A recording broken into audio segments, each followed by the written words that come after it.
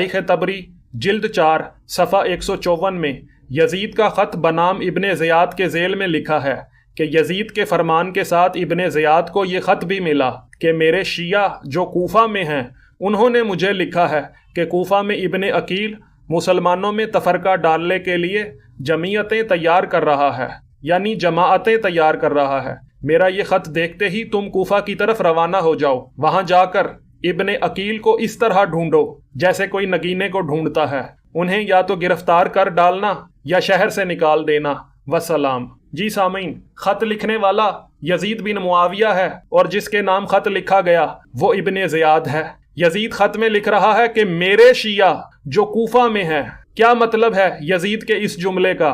साफ मतलब है कि कूफा में यजीद के शिया भी थे और इमाम हुसैन अलैहिस्सलातो वस्सलाम के शिया भी थे। तो जिन्होंने धोखे से इमाम हुसैन अलैहिस्सलातो वस्सलाम को कूफा बुलाया